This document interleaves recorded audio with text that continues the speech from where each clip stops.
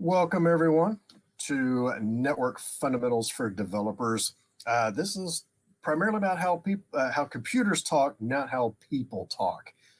And I say that because I've been really fighting with this title to try to convey as best I can that it's about computers and not people.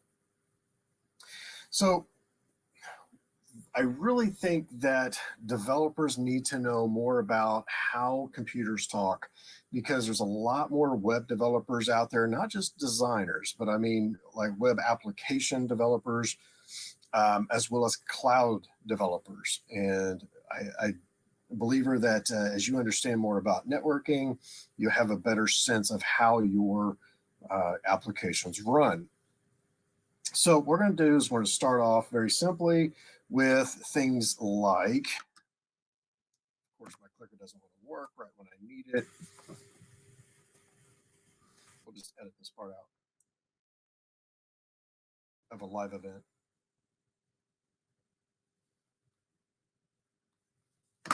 All right, let's see if I can shift gears here. All right, there we go. Okay, so we're going to talk about how computers talk and various ways in a lot of the various details that go along with it. There's going to be some details, but we're going to still stay high level with a lot of this, and some things we're going to try to deep dive into. But everybody has, more than likely, has these kinds of items in your home. You've got a server, you have a laptop, you've got a home network. You might have cables, maybe it's Wi-Fi, and chances are you've got multiple devices, probably like multiple laptops, things like that. And also these days, you've also noticed that not just do we have multiple computers, but we'll have multiple other types of devices such as TVs and the smart TVs and things like a Roku device or an Apple TV, those kinds of things. And our game systems, they're also connected to the internet through our home system. And for whatever reason, even appliances are now starting to get connected to the internet. I'm not personally a fan of this. A lot of this is because if it doesn't connect to the internet, well, then it can stop working. And this violates some of the agreements that they have. So you got to be careful with that kind of stuff. Plus, I just don't care if anybody, I don't want anybody to know just how much dirty laundry I go through a wash in a month or whatever. But when we look at all of these home devices, they're going to connect to a router. And this router is what connects us to the internet. And this router has two sides. It's got that local area network, and this is where all the home devices can talk to each other, but as well as where they need to get internet access is they cross that router side of things to the WAN, which is that wide area network. And from there, they'll get to maybe some website. And this is done by having what's called packets of data. And it starts with a packet of data coming from a device, and it's going to go out to a destination. Now, when I talk about packets, think of it like this, where there's train cars that have people in them, but you can only have so many people in there. And where if you have a volume of data, it's going to get broken up and split across multiple packets. And each packet has a header, a footer, and it has things like how much data is in that packet, as well as some other details with it. And sometimes when network is talking, it can be very chatty, and sometimes that's because it's trying to retransmit some of the data that it had earlier. Something else that we need to look at is when it does this communication for a device to connect to a destination, it has to go and have a name translated. I say it has to. If it's using a name to its destination, then it has to get changed to a number, like an address. And it's using a service called DNS, which is that domain name service. And you can look at, if you're on a Windows machine, for example, you can look at the DNS information, like you can do IP config space slash display DNS, and you'll see that display information in there. On occasion, and this has happened, where some of that information gets flubbed up and you have to clear it out. So you can flush that DNS as well. And there's plenty of other commands in there. But the DNS service is like that black book or a phone book, if you will, where it's going to change a name to a numeric address. I say numeric, IPv4 is what we'll talk about mostly, and that's going to be a numeric representation of that. But let's say we take, for example, I'm going to call my friend Chad Green. But the problem is that I know his name, I don't know his number. The phone has his number, I don't need to know it. So I go and I say, oh, I want to pull out Chad's account, his contact information there, and I can either call or text or something like that. And that's where I can see his phone number there. Now, obviously, that's not his real number, although, you know, he does have a 900 number and he can charge by the minute if you need to get answers from him. Correct ones are, of course, more charging. So there's different types of DNS records as well. In this case, where we have named to a numeric address, if you will, this is called an A record, which is a name to an IP address. There's other types of records such as CNAME, which is if you're going to set up an alias to the A record. What you'll see this primarily is if you have, say, google.com, but you can also put www.google.com. The www is an alias to the base domain, that root domain of google.com. And of course, mail, for mail servers to communicate with each other, they will use DNS, and they have MX records for mail exchange. There's also ways on your computer with specifically Windows. I'm not sure how, there are other commands for Linux and Mac, of course, but specifically for Windows is my examples. You can do an NS lookup and get some of that domain name service information, the DNS service. And you can set the type of records that you want to look at. So you can do like a set type equals NS for the name server, MX for the mail exchange, CNAME if you want to look at the aliases, and then quad A if you want to look at the IP version 6 information out there. Now, IPv6 has been around for roughly 10 years or so now. It is being used, but you just don't see it very often. But we'll discuss that a little bit more in just a moment. So when a computer, you know, you pull up a browser and you're going to go to like my friend's website so that you can pull up other user group videos or conference videos that have been recorded and sent over to him, you can go to usergroup.tv. And there are 4 addresses in this little phone book, if you will, for DNS to go to that domain. So you can do like an NS lookup, usergroup.tv, and you see those 4 addresses listed. Notice in the 3rd octet is where they differ. So that's essentially saying that there are 4 different IP addresses that name will resolve to. If you were to do the same thing to google.com, you'll see multiple addresses there as well. So we need to discuss about routing as well. So this is kind of how when we're going to route information, or route that packet of information, and we're going to get that information over to that other destination. And one example that I have is, imagine you have a letter, and I'm going to mail this letter over to Chad's house, and I have to know his address because the post office is not going to do that for me. So I have to find his address and I apply it to the letter, the envelope. And so I'll put it on there, you know, Chad Green, 123 Annie Street, Louisville, Kentucky, 40245. Obviously, his address. And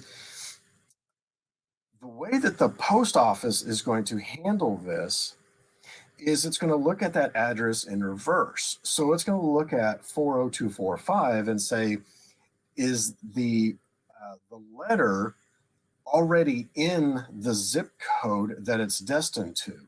If it is, then the post office, that local post office, does not route it to any other post office. It's going to go to the one that's handling that zip code. And then once the proper post office has that letter and it's got routed to them, it's in this case 40245, then it's going to make sure that it's on the route that services that street, and then it looks at the house address. And then it's going to be delivered to that mailbox. Now, something I want to point out right quick is you notice that that's where the packet terminates, meaning that the letter is getting to the house destined for Chad, but it's going to the post, the little box on either on the house or maybe next to the street or something. But the mail delivery person does not go into the house and personally deliver it. So there's a change between the exterior, which is that post office, and then the interior, where it's going to take it from that mailbox and then allow it to be dispersed inside the house. And that's where that kind of that router that we have does a lot of that for us in that very cheap analogy. When we look at an address for the networking that we're talking about, we're going to use IP version 4. This has been around for multiple decades, and it's not really going away anytime soon, even though version 6 is out. And I'll explain why a little bit later. So when we're looking at version 4, we notice that there are 4 octets. And you notice the little periods on there, the 192.168.0.10. And those are just differences between the octets, and that just helps us to understand it better. Each of the octets have a range between 0 and 255. And like I said, this is a numeric representation for us, but in reality, it's just binary information. And when we look at the 32 bits that make up the IP version 4, we can see how this is split out at a binary representation, so that you get the 192 is broken out to its 8 bits there, etc. And when I mentioned version 6, IP version 6, that is 64-bit. And it uses hex decimals to represent that information instead of just numeric. Now, the thing about the 192 address that we have is that any computer can have that same address. Now, if you have that at your house and I have it at my house, how come I'm not getting those same packets? And I'll explain a lot of those details as we go through here. But one of the things is we'll just stay specifically inside one of the, say, one house that has one router, and it's got one basic inside network. We're going to stick with something simple for now. And one of your devices has that 192.168.0.10 address.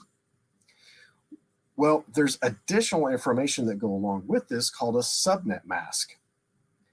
And this is set up to help better understand the difference between a network and a host on the network. So when we look at the subnet mask and we see all the ones going across left to right, and then we see that it changes over to zeros. So essentially we're saying that it's 255.255.0 as a subnet mask, meaning that the last octet has 0 bits set. This also means for the router and anything that's helping to understand the network is that the network is all the ones on the left. The number of hosts is dictated by the number of zeros there. So when we look at this carefully, we can see how this is split out. So we have the network versus the host. Now, we can change this. I can change that third octet from 255 to 254. And you see that there's one of the ones changed over to a 0. What this does is it shrinks the number of networks, but increases the number of hosts. In this case, it's doubling it. And we can also understand through IPv4 that there are class ranges. And as we look at the different IP addresses, and this is not just internal to the network, this is across the board, that we have three, there's really 5 classes, but when the 3 that you're going to see the most of is the A, B, and C. If it starts with the quad 0 up to 127.255.255, then that is a class A. And it is designated so that there are 128 networks total, but there are also, for each network, there is 16.7 million plus addresses available, essentially hosts available. And a host can have one or more of those IP addresses. Class B is the next range from 128 up to 191. And then class C is that 192 up through 223. And you remember that example IP address I was showing you earlier, that 192.168, that is a very common address for a lot of routers. Certainly, if you go to Walmart and buy a router off the shelf there, you'll see that they will usually have some sort of a basic internal address like that, like 192.168. Well, the reason that it's a 192.168 versus some of the other anything else is because there is a what's called a request for comment, RFC 1918, that dictates that there is a range of IP addresses that cannot be routed.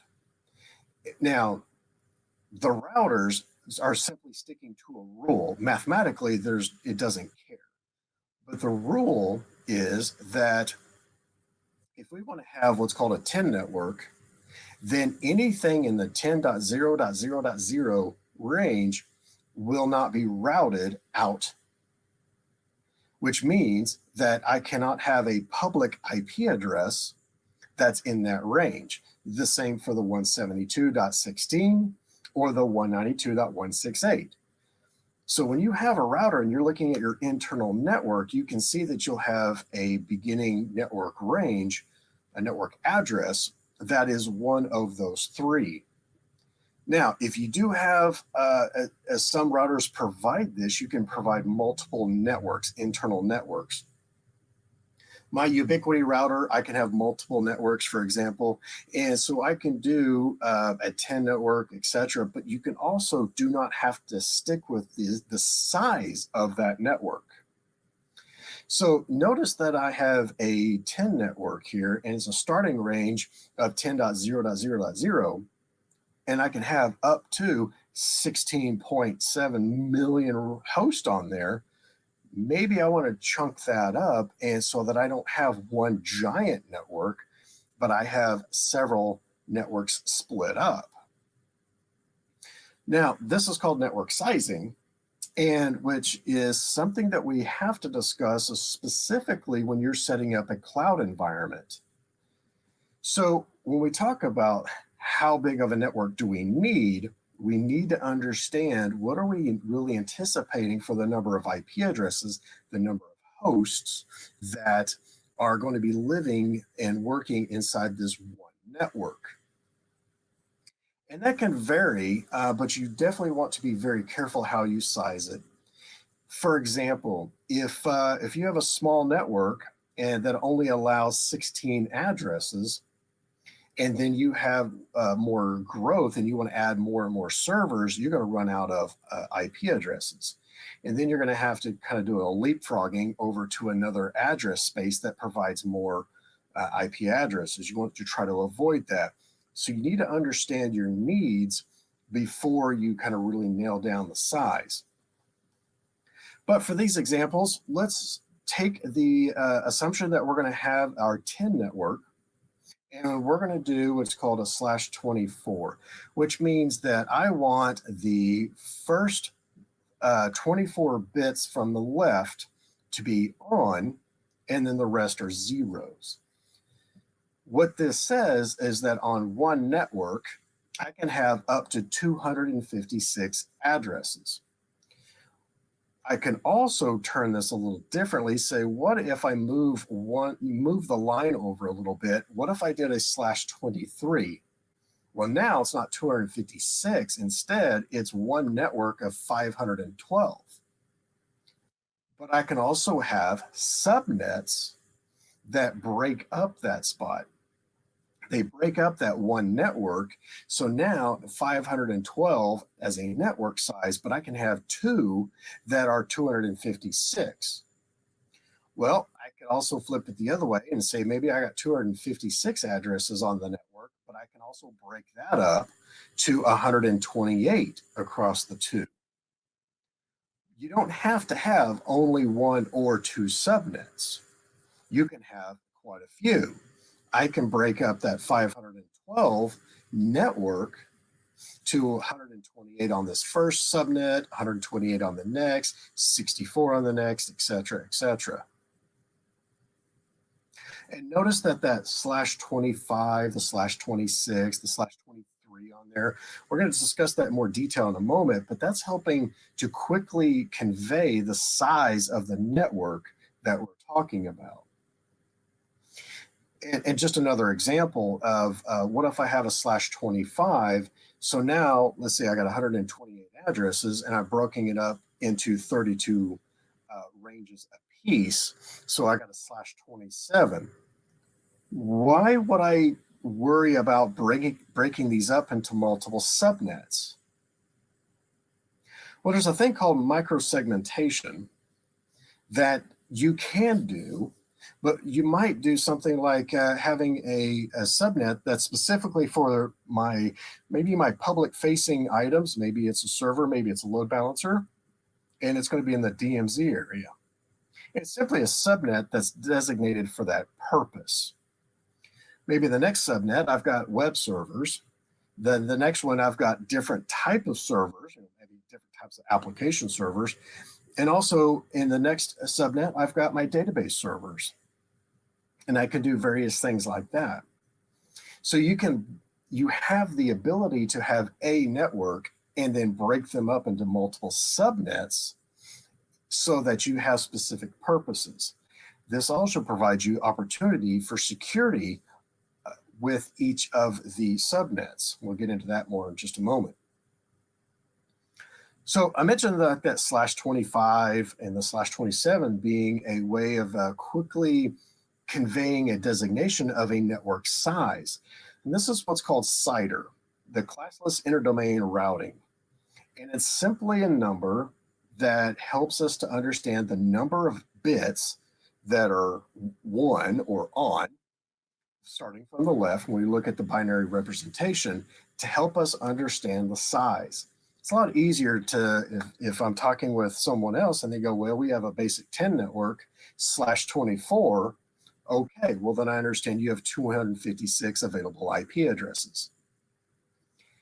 And it is simply because it's binary, obviously, there's going to be a matter of two, right? So if I go from 256 and I keep moving that line over, I lose a factor of two. So now it's 128, then 64, 32, 16, and 8. And then I have where I have only 4 available IP addresses. And I note this is not available in the clouds, meaning AWS, Azure, GCP, others. I'm not sure on exactly how much on the other ones, but I know Azure and AWS specifically will take 5 IP addresses for every subnet that you define. They have specific purposes for those 5 IP addresses. So you cannot use a /30. There's not enough IP addresses, let alone for the cloud, but also for you, which also means that there's not enough for a /31, because even on a basic network, you're very limited to that right there, and it's not usable. But notice the /32 says the most specific. This is what I will use not for network or subnet sizing, but if I want to specify an IP address as inside of a network rule, then I can say I want this IP address /32, which means all ones for the subnet, that says I want this one IP address specifically, no other interpretation. It is this one address. And you'll definitely see that more defined or pronounced, if you will, in the AWS security group type rules that you apply. All right, so also, if you want, put some questions in chat and they will get relayed over to me. I do not see chat, so you'll have to let me know, let Drew know, and then we'll get them over to me. All right, so when we talk about something from, let's say, our laptop, and we're using a browser, and then it's going out to the internet, and I'm trying to visit a web server.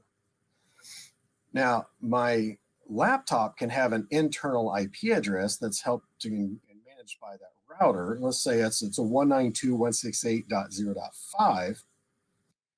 But according to the web server, because that's an internal address, it cannot see that internal number.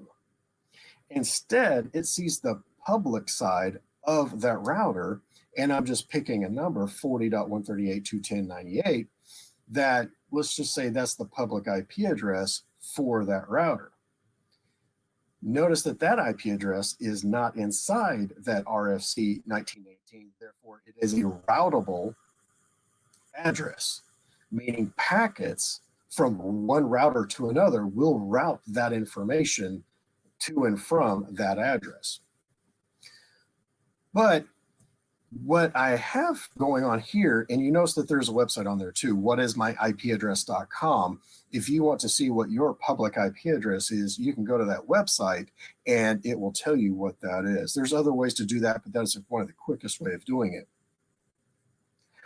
So if I'm using my browser and I'm going to a website, let's just say I'm going to Google, and I need to send this packet event, this request to go out, but the reply has to come back in. When I have the request going out, it's coming from that 40.138.210.98 public side address, going to the server, the reply comes back, the response comes back, goes to the router, and it says, well, this information, this request came from the 192.168.0.5 on the internal side, so it's going to route that back to that device. And this change of one address to another is called network address translation. This also applies when we have those multiple devices inside one router, right? So when we mentioned, like, we got multiple laptops, maybe it's multiple TVs and game systems, and there's a ton of packets going out to the internet, hitting various servers and coming back. And so when this laptop is going out to the internet to hit, say, Google, the other laptop here could be going out to hit Stack Overflow. The router is keeping track of the request going out so that when the replies come back, it knows how to send it or what device to send it back to on the internal side, that LAN, local address, local area network side of things. That's that network address translation. But there's also another piece of this translation that has to occur, and this is called port address translation. This is in addition to the network address translation that goes on. Every IP address, now I want to be more specific, every host with an IP address has ports that range from a number of 0 through 65,535, meaning that there's 65,536 ports numbers available. Now, ports 0 through 1023 happen to be reserved for other uses, and we'll explain a lot of those in just a moment.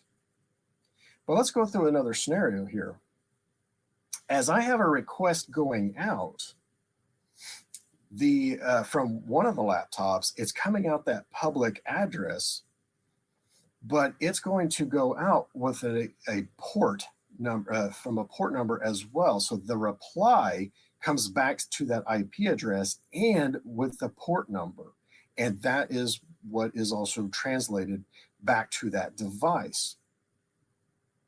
So the other server, or the other laptop then could also, when it's making its request out, could also, or will also use a different port.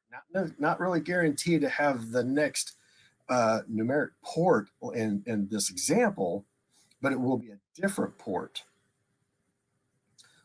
But this even goes a little further because there's also ports that are on the laptops, the actual devices themselves that are in use here. In fact, every browser, every tab that you have open is using a different port. And one of the things that you can run into, certainly if you're getting into a high volume of connections, maybe on a cloud-based application, is you can have what's called port exhaustion, where the actual number of available ports is being used up and they are not freed up for the next conversation.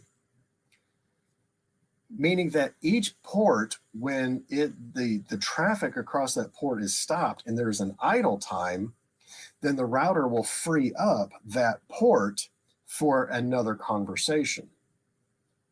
If there's a lot of conversations going on, then you may be hitting more demand of port numbers than can idle and free up available for other conversations. Now, hopefully you don't have that many tabs open on your browsers. But like I said, if you may come across this with high volume applications on maybe in a cloud environment type thing. Now, I mentioned about these ports and how the first up to 1023 are reserved.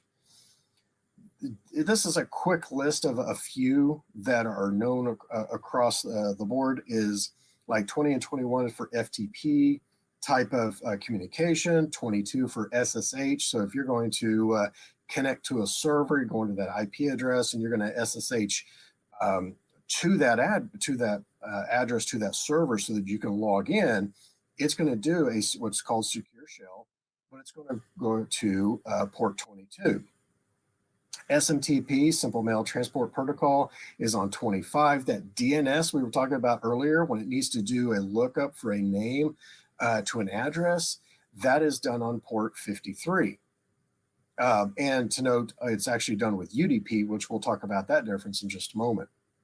Other common ones is like 80. Remember port 80 if you're going to do a web server, but now that's really frowned upon. You definitely want to secure that traffic, and that's done with SSL, it's a secure socket layer, which is now a more deprecated term. It's more called TLS, the transport layer security. And this is where you can see where HTTP is for port 80 and HTTPS is going to go to port 443 for handling that certification, that certificate on the encryption. And another common one you may see is like 1443 for SQL Server. So let's go to switch gears a little bit too, because there's one other detail that we need to discuss, and this is the OSI model. And I'm a big believer that developers, along with all the other network information, should understand at least that there is an OSI model. Even if you don't know it like the back of your hand, that's okay. But layers 4 and 7 come to play very quickly as you do cloud development.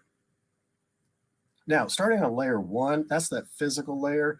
This is where we're talking about like, is it RJ45 connections? Is it copper? Is it fiber? Things like that between devices, maybe at your home or from your house over to some other hub where that maybe it's a cable connection, it's copper going to their hub, and then it's fiber from there, or fiber to the house, but that's that physical layer. When data is coming across that physical medium and it's getting basically understood and translated through the connection there, it goes up through the data, up through the network, and etc. So layer 3, that network layer, is where you have your IP address. So when we're talking about going from maybe from one laptop to another, and we're not even going to the internet, I want to go from 192.168.0.5, and I'm going to my .6 device with that IP address, then it's really dealing with the traffic and being dealt with at that layer 3. But once it gets to the device, then it goes up through transport, and where now am I talking about TCP, that transport control protocol, or UDP, user-defined protocol, user datagram protocol. Well, this is where you have types of conversations that are going on at that IP address. So I mentioned like TCP, this is going to be something like your SSH connection, but DNS, that port 53 is UDP, is a different type of conversation happening. And this is dealt with at layer 4. Go all the way up to layer 7, you have HTTP. Now, this is not regarding the HTTPS, it's slightly different. But this is the where your web server itself is handling information. So if you've written a .NET Core web app, for example, or .NET 6 web app, that's working at layer 7. A quick example is like with MVC. You have the R for routing. That information gets routed to the controller for it to be dealt with by the view and model, etc., right? And that's all done at layer 7. And then the reply goes back down through the OSI model, across the physical medium, over to a server, or back to a request host, whatever. So the reason for understanding this a little bit more is to understand, certainly with cloud development, is understanding where our load balancers work at. When you're going to work on something like an Azure load balancer, that's a layer 4. An AWS network load balancer is a layer 4. And they deal with traffic at that layer. So you're not expected to deal with, say, your MVC app type of load right there. That's going to be higher up. So maybe I use a different load balancer, or an Azure app gateway, or an AWS application load balancer, or even a software load balancer like Nginx, are layer 7 type uses for that. So why does this all matter? Well, it's really about understanding a lot of the foundational pieces of how a lot of our applications talk to each other, and our computers, and how we even get to the internet, things like that. I've interviewed people and said, you're a web developer, tell me how the internet works in any detail, and they just couldn't do it. If you're a web application developer, you should know a little bit about this, and how a request can come from somebody's laptop to a web server to talk to your application. And this helps because of understanding some of the other security needs that are going out there. There's a thing called shift left, where the emphasis on security is shifting left down from production over to development to design type of things. And this part matters, especially on the next slide that I'm going to show you in just a moment. As well, it's going to provide you a better understanding of the architecture that is hosting your application and others. And also, as well, it's going to help with that career growth type of resources for you. So when I talk about security, and I mentioned earlier the thing called microsegmentation, here's an example of why you would want that. There's a model that's called north, south, east, west, and where you can have a request coming into a web server, but it's going to come in from the internet. It's going to hit a public-facing endpoint that's on the DMZ. Maybe that's a virtual machine, maybe it's an Azure load balancer, for example, and then goes to a virtual machine. And then from there, it can be maybe a firewall or something like that. And then it can be decided whether or not it's a safe, based on some rules, a safe traffic to come in. And then it's going to hit a web or an application server. And then it's going to be dealt with. And then maybe request is going to go from that server to a database and then dealt with that way. So that's kind of that north-south model. Now, there may be reasons for one server to talk to another, or, for example, a microservice calling one to another, and they are on that same kind of layer. So there's going to be times when you may want to permit that kind of conversation to go on. There may be other reasons where you've got applications running on a server that it never needs to talk to another server other than maybe the database. So you prevent that kind of communication, because if there was that type of communication, it wasn't built by you. Maybe it's a hacker has gotten in or something to that effect, is now trying to sniff that network or try to communicate with something else that should not. And now your firewall rules are blocking that.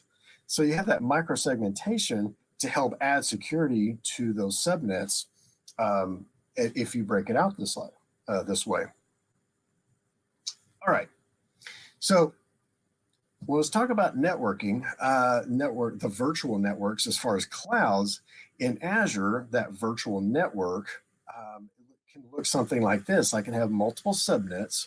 As I mentioned earlier, you can take one VNet, which is going to be your network size, and you can break that up and create multiple subnets for various reasons. Now, you can tie each of the subnets to a route table, and so that is forcing the traffic originating from there to go to something else if you deem that needed. And for example, if I have in route table A, if I have a rule that says anything going to the quad 0/0, which means internet, then I want to forward that traffic to a firewall. So I'm going to have rules judging whether or not that traffic can go out to the internet or be blocked because it could be malicious and has no reason to get there. I could also have another subnet tied to a different route table that has different rules. It says, no, you're allowed to talk onto this network, but you cannot get to the internet, in which case you're enforcing a private network. In AWS, their version is what's called the VPC, that virtual private cloud. So it's a very, very similar model where you have a subnet tied to a route table, but for them, where in Azure we called it the quad zeros, all zeros type marking, so that it's internet. We're saying that it's internet. Here we're saying that there's a thing called an IGW, that internet gateway. And so if there's a route table rule with an IGW, then that is said that whatever subnets are attached to that route table are allowed to get to the internet, therefore are considered public. Another route table I could have set up, and it doesn't include an IGW, so the subnets attached to that route table are private, or considered private. All right, let's see, what's the purpose of the route table? That's to help force traffic to various things. So based on where it's originating, I can force it to either go to what's called a virtual appliance, such as a firewall or something like that, and I can control its next hop. Basically, you cannot go straight out to the internet. I want you to go over to this other device first, and then it can be judged from there if it should be allowed out. Okay, load balancers. So as we have our applications built out and running, hopefully they're not on just one server, but on across multiple servers, or instances, I should say, because maybe it's Kubernetes, maybe it's Azure App Services or something to that effect. And you want to share that load across multiple instances so you're not just killing one of them, and also so that you have a high availability in case one goes down. So you're going to use a load balancer. And I kind of mentioned this type of thing earlier, where if you have need for a layer 4, that's going to be an Azure load balancer or an AWS network load balancer, and a layer 7 uses can be used by something like an Azure App Gateway or an AWS App Load Balancer. Security groups. And NACLs. In Azure, there are network security groups that you can apply either to a NIC, that network interface controller, or a subnet. And you're basically providing, it's going to be like a firewall. You provide the rules that can say whether or not it's allowed, that traffic is allowed. Maybe that's inbound, maybe it's outbound. And is also what's called stateful. So when I mentioned that scenario earlier of a laptop wanting to go out to, say, google.com, the reply can come back in through the same rule, meaning that it's stateful. Whereas with in the NACL example in AWS, that network address control list, those specifically are stateless. You may have a rule that says you can get out to Google, but you would have to have an additional rule that's to allow it back in. So they are very different in their behavior, and you have to be careful of which one that you truly need. Now, I say that generally you're just going to use the security groups over the NACLs, but they are there if need be. So, like I mentioned with AWS, they have security groups as well. They're stateful and also available at the subnet or the NIC level. So, all right, from there, are there any other questions? I haven't seen anything in chat yet. So, Drew, are there any questions? No, I have not seen any chat questions yet. Okay. All right. Well, we'll give just a minute for questions. But other than that, this is about me. I have written a book on microservices, and I'm a cloud architect over at ArchitectNow, a Microsoft MVP, and a user group leader here in Tulsa. So, all right, Drew, anything else? No, it was a great talk. All right, good deal. Got a quiet crowd today. That's not surprising. That's all right. The last time I gave this at a conference, I spent over an hour with someone. They just could not get enough talking and just geeking out over how routing works and that kind of stuff. So I was very excited about that. So, it happens where sometimes there's a very quiet crowd, and sometimes there's that one person that just got tons of questions, and that's okay. Yeah, this will age me, but I remember talking about in high school, IP version 6 just coming out. Yeah, and products it does just starting to support them. Yep. And it's been needed. The whole idea is that we're kind of running out of certainly on the public IP address range of the IPv4. So we need to go to v6 so that we have enough addresses. True. And certainly as you get into cloud type infrastructure, you'll see the availability for IPv6, and you can turn off IPv4 if you want. Or vice versa. So it's becoming a lot more prominent and available. They're just not forcing it at the moment. Yeah.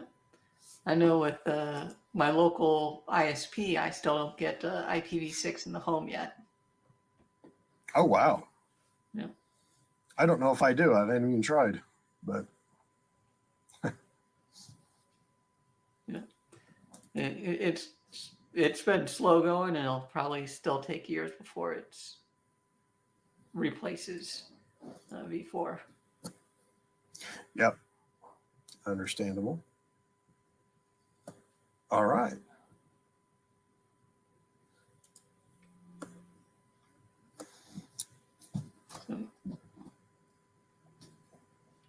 Looks like that's it. Thank you again for coming. Sure, Thanks absolutely. Everyone for watching. Thanks for having me. I appreciate it.